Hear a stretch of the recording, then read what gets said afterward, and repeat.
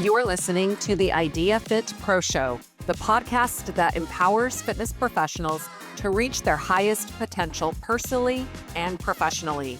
Whether you're a seasoned veteran or just starting your fitness journey, you're in the right place. Each week, we bring you expert interviews, industry trends, and practical strategies to elevate your fitness career and enhance your impact on clients' lives. I'm your host, Amy Boone-Thompson.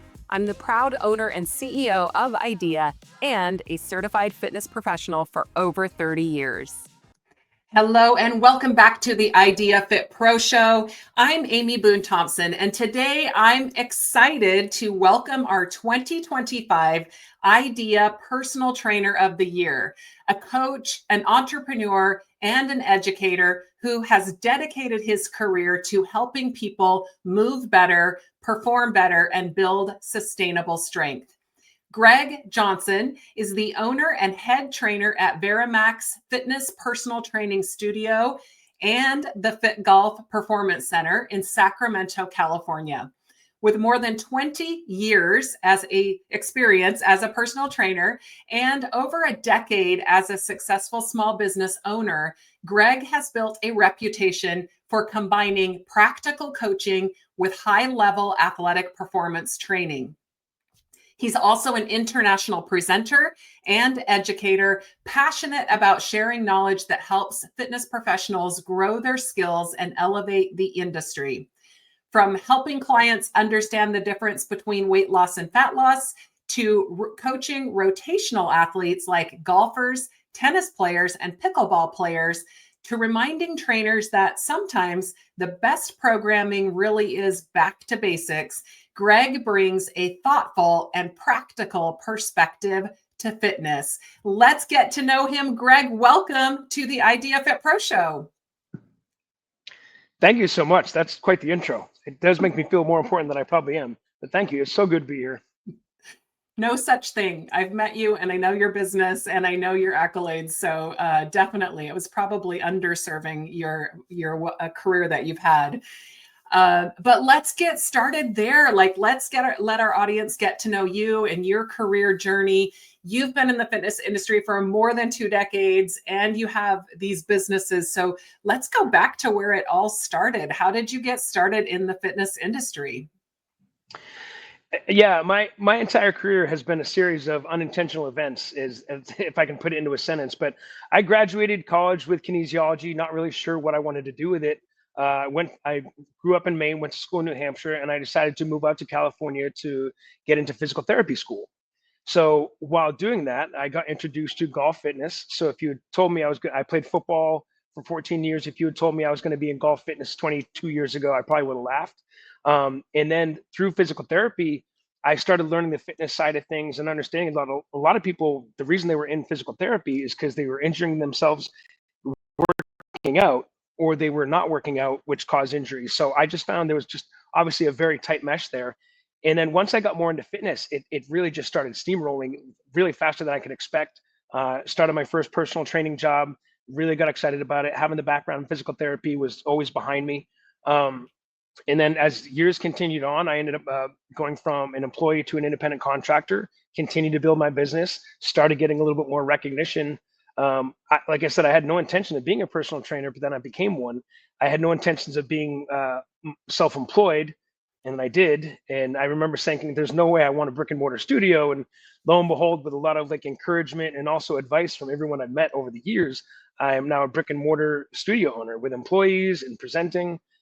So none of this was intended. It came naturally, and I got a lot of good feedback as I went. And here I am 10 years in, about to re-sign another 10-year lease. Wow. Congrats on the lease. That's exciting. Super exciting. I'm curious.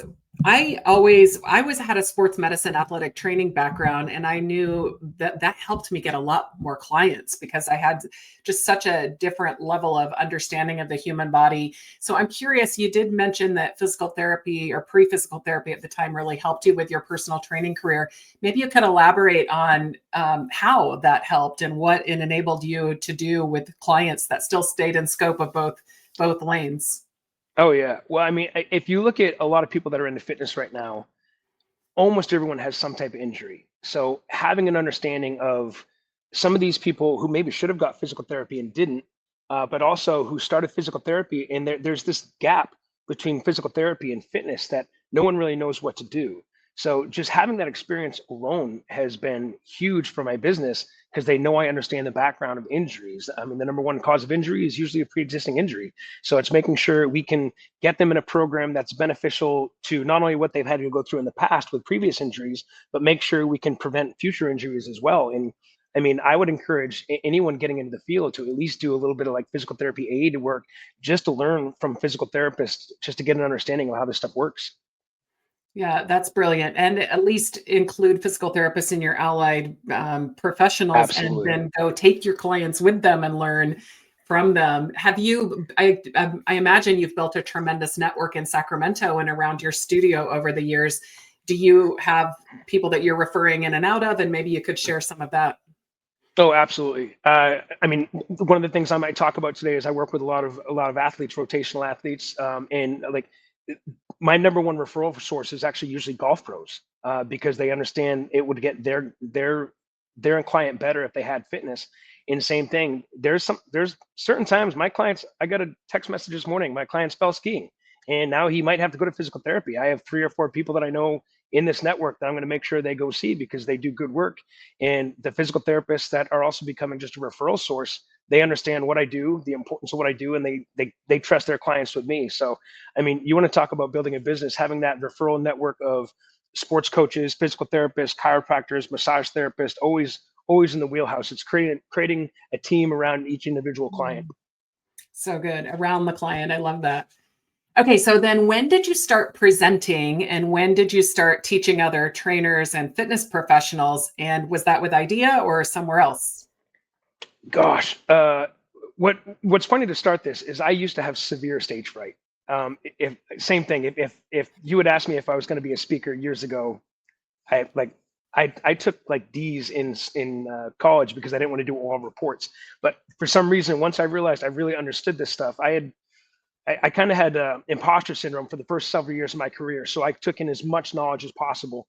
And then when people started asking my advice, I would go to these live events and they would say, you know a lot about this stuff. You should try it. A very, very good friend of mine, another personal trainer named Robert Linkle, gave me my first opportunity to speak here locally in Sacramento. And it was one of my first ever talks. I think this was we were talking about this. I think it was either 2010 or 2012. I can't remember the exact date, but it was actually training rotational athletes. And like obviously that genre alone has changed over the years. So are the talks, but that was my first shot. And right away, someone came up to me and said, "Hey, would you be interested in speaking nationally?" And I want to say I attended my first IDEA. I want to say around 2013, 2015. I remember saying, "This is a big stage." I left there blown away. I said, "This is the stage." So since then, like I think I've presented at least 2 or 3 times a year at different events, including this year. Yes, including this year. And you were the award recipient on that biggest stage, which was amazing, both to be in your hometown and for you to accept that award after so many years of contribution to the industry. Tell the audience just a little bit about that moment and what that award means to you. Whew. Going back to the first time I ever went to Idea World, like I said, I had been to other events, and Idea World blew me away from the gala to the award show to the presenters.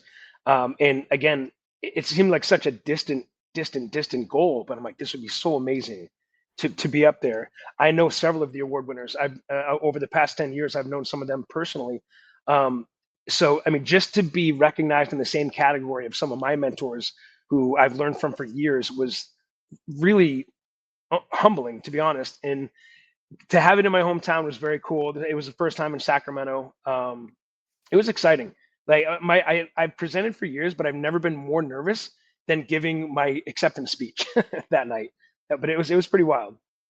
Oh my gosh. And you nailed it. By the way, all of those acceptance speeches are on our YouTube channel. And so we'll have to link that to the show so you can hear Greg's speech. It was so incredibly empowering, and it was such a testament to the work that you've done for this industry. I wanted to ask a little bit more about your other IDEA experiences. Specifically, I remember a personal trainer institute where I think you were on the plane or already at the hotel and another presenter didn't show. And so our programming team asked you if you would do a full presentation on the glutes. And you said yes. And you spent hours in your room. Tell the audience about that. That was such an important memory I have. So let's see. So that's right. That was in Washington. I think I'd already done glutes, and they came up to me, and it was for preparing the body for heavy lifts, or one of the two. And I said, well, do they have slides? Do they have a plan? They're like, just make it yours. And I'm like, all right, I got to go up to my room. So I ran up, started getting slide decks together and things like that. And it's kind of one of those, like, it was comfortable for me because it was something that I'm familiar with. And that's the big thing about presenting, is if it's something you're familiar with, like I had the opportunity to show that, and it benefited me. I ended up doing the same talk a couple of times over the next year or two. And it was just an opportunity was given, and I said, why not? So it took me a little prep time, but I managed. You managed, and the session actually got really great ratings, as did the session. So the session got to repeat at other events, and then you as a presenter kept growing. But I was just so appreciative that you stepped in and you said yes. And I think that's a good example to people listening is sometimes you need that nudge. Sometimes it's a hard push, like that might have been for you. Sometimes it's a gentle nudge, but you said yes, and you took that opportunity. Well, like I said, that's been my entire career. I had no intentions of doing a lot of the things that I've done in my career, but when an opportunity arose, like we as personal trainers, we feel like we want to do this one thing when we enter this career, and don't close yourself off to other things. Like I said, I never would have expected to be in golf fitness, and now I'm considered one of the highest level golf fitness educators and trainers in the U.S. And it's just because someone gave me an opportunity, and all right, I'll figure it out. I'll learn it. I'll figure out what I need to do. How do I have to learn it? How do I talk the talk? And so don't let some of those opportunities sneak by. Yeah, I love that advice that you shared. Okay, so let's talk more about your specialties. So today and at your performance center and at your studio, what are some of the work that you're doing, the clients that you're seeing? What are you most passionate about these days? Honestly, I'm most passionate about literally about personal training. I feel like it's slowly becoming like a lost art with a lot of the group fitness and things like that. And there's nothing wrong with any of that, but to be able to make such a connection with clients, the actual personalized aspect of it is really important to us. We have a 2,000 square foot facility that's just private and semi-private training. I don't want to say specialties, but I mean, if someone comes in the door and gives us an opportunity, we're going to learn it. But our priorities right now, we do a lot in golf fitness. A lot of active aging, anti-aging, strength training through aging. We do a lot of weight loss and fat loss, and there is a difference between those two. Obviously, we're looking at not only what's come and gone through the industry over the last several years, but we're also having these new medications that we need to be aware of in the fitness industry, and we're making sure everyone's on track. We use a lot of technology. I'm a huge fan of data. If we're doing weight loss, fat loss, we have body composition, things like that. When we're working with our athletes, we're measuring velocity, we're measuring power, we're measuring the biomechanics, we're measuring ground force. So I'm a huge fan of data, and that's one way to get through to a client is they might feel this way or I might think that way, but data doesn't lie. And it really, okay, look, you lost weight, you did the right thing, here's what we're going to do. But we also, let's see, what are some of the things we do? We also train kids. We do some long-term athletic development programs. We have a junior golf program, but we also train other young kids ages 8 to 14. And then once we get into the high school, college programs, they're a little bit more advanced. But yeah, for the most part, I again, a couple opportunities. I work with a lot of equestrian here in Sacramento. Cool. When I moved out here, I was not aware that Sacramento was a big equestrian community. And one thing led to another. Golfer's wife happened to ride horses. I started working with them, had to learn it, figure out what are the muscles, what do they need to work on, what are some of the injuries. And then they started referring clients, and then their coaches started referring clients. So again, you just talk about unintentional specialties, unintentional niches, but you learn it and you move on from it, get going. That's so great. How many total employees are there at your studio? Right now we're at 5. We're myself, which unfortunately probably counts for 2. I'm probably still working a little bit more. I love training in the trenches. You're always going to see me training clients here. We have Curtis, one full-time employee, and then we have Samantha, who's our administrator and part-time trainer, and also a massage therapist. And then we also have Sherry and Angie, who are also part-time. How many hours are you working, Greg? I don't know if I should announce this on TV. Probably not. I don't know. Some of my mentors may not like the answer to that so far, but I'm working on it. Our number one priority over the next few months is hiring. It's and for those listening out there, personal training is a very, very in-demand field. If you're from the Sacramento area, I know myself and several other studios in this area that are looking. There you go. You heard it here first. Go plug. And Greg has the keys, so maybe you could be, he can work any hours. No, I'm joking, because I too, early in my career, you're not early in your career, but I worked so many hours, and I think that's a lesson for us all, is to say, let's work smarter. And I know you're hiring people so you can pass off those clients and oversee their programs. Okay, I want to transition a little bit, because I want to talk about your sessions coming up at the NERSA Plus Idea World, back in that same area. It's just down the street from where we used to hold Personal Trainer Institute. And so this time you're presenting 3 different sessions. So tell the audience about those sessions, what you're going to be covering, and why they need to be in the room. Well, the first one I'm going to be talking about is basically, it's literally called back to basics, like uncomplicating your programming.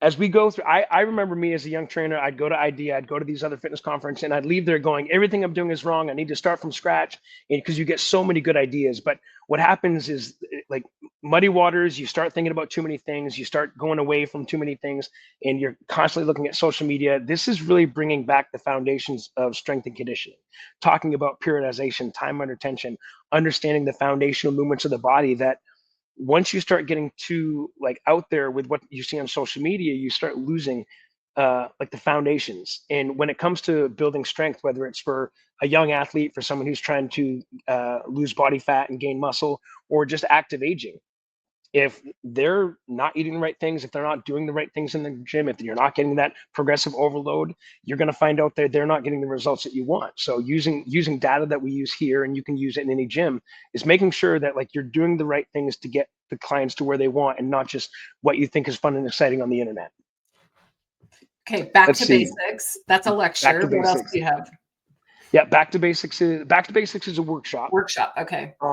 And then the next 2 are lectures. One is weight loss and fat loss. And this is something I've been presenting on for a long time, and it's a constantly changing environment because of all the new research that's coming out from. We've done such a wild job when it comes to social media about what's nutrition, what is healthy, what's not healthy, how do I lose weight, how do I gain weight, things like that. So this is really understanding the difference of weight loss and fat loss, and how to train for both of them, and which clients need what. A lot of clients come in thinking they need to lose weight, but they might just need to lose body fat, or another client who might be perfectly healthy just wants to look better naked, or getting ready for a wedding, or things like that. And those are 2 very different programs. So understanding the difference, understanding how to program for both. And usually I don't discuss medical programming, because there's medical weight loss and weight loss that maybe a doctor might prescribe. But usually I do try to at least talk about kind of the new things that are up and coming with the GLP-1s and all the hormone treatments. We are not hormone specialists, but we need to understand that this is coming into our industry, and we need to make sure that we understand the terminology. A lot of times, if you're on a GLP-1, you might lose some muscle mass. We try to combat that with the strength training side of things. So that, it's a huge thing right now. I think it always will be. So we do always have to make sure we're up to date with all the technology and all the information that's out there. Yeah. And then my last one is training rotational athletes. And again, I tend to specialize with golfer, but we have some tennis players, we have some pickleball players. I've worked with some baseball players, and everyone tells me I don't know how to work with golfers. It's if you've worked with any rotational athlete, a pitcher, a batter, anything like that, you know how to. We're not the skills coach. So one of the things I am going to talk about is we're not here to teach skill. The skill coaches should be your ally. They should be your number one referral source. And then when they are in the gym, what do we need to do? How do we progress things? How do we prevent injuries? And making sure, again, developing a team around each individual athlete. And that's a lecture as well. A lecture. Which days are your sessions? Do you know right offhand? I believe all 3 of mine are on the 9th. On the 9th. 9th. 9th. Busy person. Oh, back to back. Did you know that there is a pickleball tournament happening in the expo? So you might be getting some real customers coming up. Oh, I heard. I Yes. like to do some research. I like to do research. Okay. Are Yeah. you going to compete as well? Probably not. Probably not. No. You heard it here But first. Probably not. yeah, I am one of those people. If you're not at one of my sessions and you're hanging around for the weekend, you will see me in other people's sessions. I'm a huge advocate of learning in person, and I always love connecting with people because like these live events it's no doubt these live events are how I got to where I am today. It's meeting people in between the sessions, talking with people afterwards at the networking events. It's such a blast. So please come up and say hello for sure. Yes. And this year you get to give the next recipient the 2026 Personal Trainer of the Year award. So that's happening Wednesday evening. We're looking forward to that as well. And then I was wondering what you think about these two audiences coming together, because this is the first collaborative of its kind with NERSA and IDEA attendees. What are your thoughts about that? I think it's great. I think it happened. I think it has to happen more in this industry. Like as you look around, like the fitness industry is, in my opinion, it's still coming back. Like it took a hit in COVID. A lot of people left the industry. Not a lot of people went into the industry, and everyone's kind of looking for where to go. And a lot of people are staying online. But a rising tide raises all ships. I think we do need to collaborate more as an industry. We need to make sure that we can connect with other people. I've had the opportunity to meet people from IDEA at other events, and that's what started getting some conversations going. So it's almost like a must, I would say. It's like it's so good to have the industry come together. We're not competitors. I would even say so far in my own Sacramento community, when I say we have several of fitness studios looking for trainers, we're all on the same path. We're all trying to help each other. We're all trying to help the general public. So it's collaboration. It's not competition. It's collaboration. I think it's great. So great. Well, we're so excited for the event. And like Greg said, he's totally accessible throughout the event for the days he's there. He wants to have conversations. He welcomes them. And that's one of the best things about being in person. So make sure you get your ticket, get registered for his classes early so you can get into the room. So next, Greg, I have some rapid fire questions that I'm going to throw at you. And by the way, audience, he has no idea what I'm going to ask. So we'll just see what his responses are. So first, the exercise you think is most underrated? Oh, geez.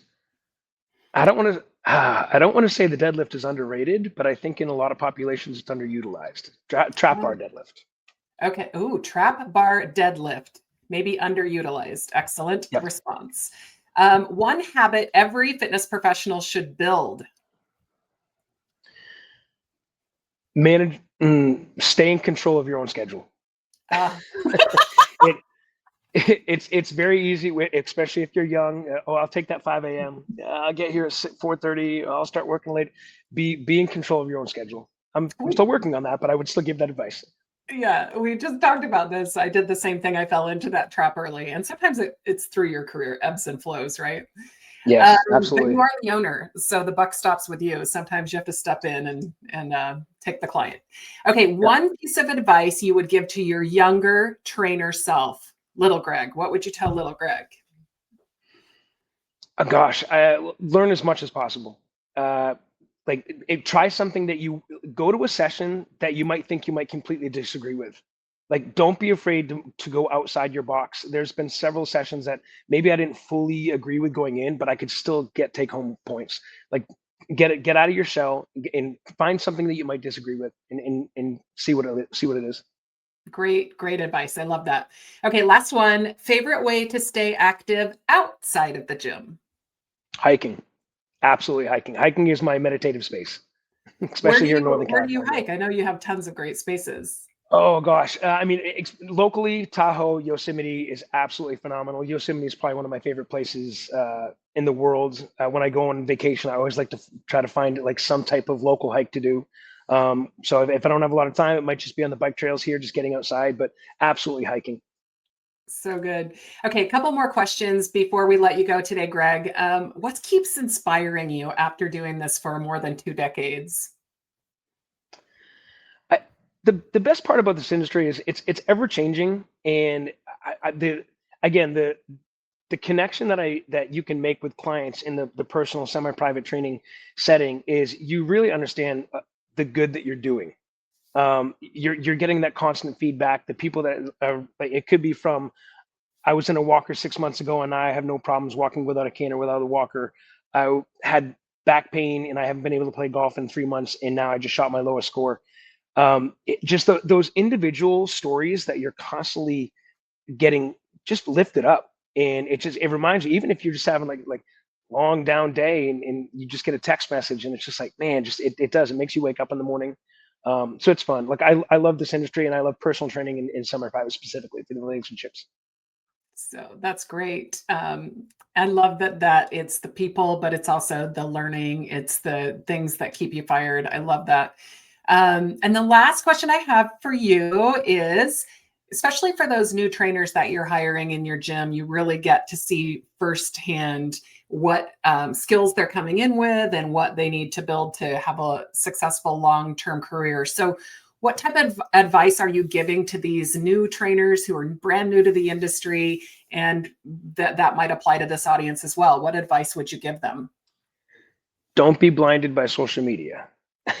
There's a lot of great stuff out on YouTube and social media, but it gets blurred with a lot of not so great stuff. And what might look cool for Instagram might not be the best thing for your clients in the gym. Focus on low risk, high reward exercises, making sure you're doing what's right for the client, not just what looks cool on social media or what make something fancy. At the end of the day, people come in to make sure they don't get injured. So if we start throwing things that they're not ready for at them, then they end up getting injured, and that looks bad on all of us. And a lot of times I've had clients come from other trainers that did not do what was in the best interest of the client. And they thought of swearing off personal training, and I got fortunate enough to have them walk in my door, and I was able to change their mind.